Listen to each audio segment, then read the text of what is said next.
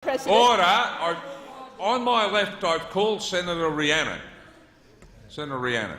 Thank you, Mr President. My question is to the Minister representing the Minister for Education, Senator Pyne.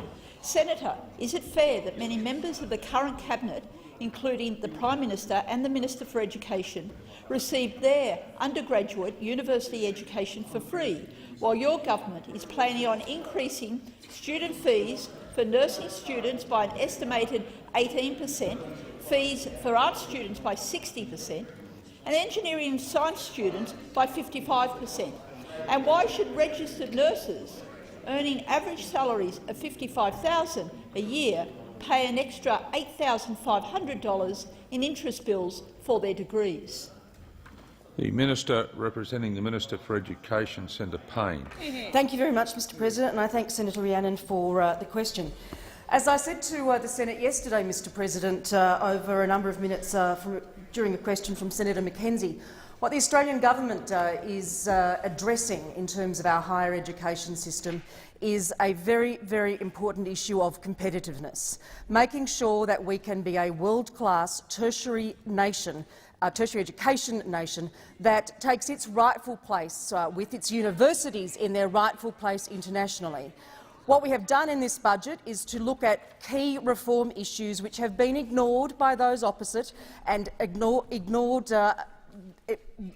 with aplomb, I might say, Mr President, for their entire period in government. We have looked at the sorts of insouciance, perhaps, Senator Brandis, you might be right. And we have decided that in terms of competitiveness, in terms of the engagement of what will be 80,000 more students by 2018 in our tertiary system, that these are very important steps to take. What Senator Rhiannon's question also doesn't address, Mr President, is the aspect of scholarships, which I did mention in brief yesterday. Those scholarships which will be funded through the contribution of higher education institutions. The opening up of institutions which can participate in the tertiary spectrum, including those who offer diplomas and pre-bachelor degree courses, is going to make pathways so much easier for those who perhaps want an opportunity to see if they can do a Bachelor of Business or something like that. And the UWS College, Senator Cameron, as you would know or should know, perhaps you don't, perhaps that's not something you've come across in your peregrinations through Western Sydney.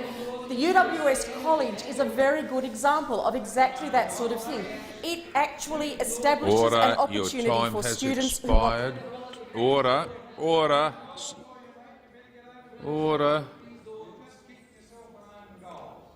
Senator Rhiannon. Thank you, Mr President. And on a supplementary, Senator, doesn't your government's plan to charge interest at the higher rate of up to 6% on all existing HECS debts constitute a broken contract with the 1.8 million Australians who are still repaying their student debt, and many of whom have graduated and are in the workforce? This doesn't create the tertiary educated nation you speak of. Minister. Thank you very much, Mr President. I thank Senator Rhiannon for her supplementary question. It's actually interesting that HECS is raised in the chamber this afternoon, and I don't know whether all the members here have read one of Dr Andrew Lee's co-authored books, Imagining Australia, but there is a very, very interesting piece in Dr Lee's book. And I believe that those opposite are very familiar with Dr Lee. We propose that Australian universities be free to set fees according to the market value of their degrees. A deregulated or market-based Order, Senator Pyne. Order, Senator Pyne. Resume your seat as Senator Rhiannon is on her feet. Wait a minute, Senator Rhiannon. I've got to be able to hear you, and I can't hear you whilst there is disruption from my right-hand side. Order. Senator Cormann. Senator Rhiannon. Thank you, Mr President. I draw your attention to the issue of relevance and that the senator is speaking on issues not linked with the question and reading our quotes about that issue. Order. Could you draw her attention back to the question asked, please? Order. I'm listening to the minister's answer closely. Order. And the minister, there's no point of order at this stage. The minister still has 25 seconds remaining. Minister. Thank you very much. Let me start again with Dr Lee's words. He is, of course, the Shadow Assistant Treasurer. We propose that Australian universities be free to set fees according to the market value of their degrees. A deregulated or market-based HECS will make the student contribution system fairer because the fees students pay will more closely approximate the value they receive through future earnings. Let me also say, Mr President, that it's very important to note that current students will effectively be grandfathered. These new arrangements in relation to Your the time issues— has expired. Senator Rhiannon. Senator, yesterday on Sky News, Minister Pyne stated that the Coalition's university deregulation agenda would drive the price down because competition always drives the price down.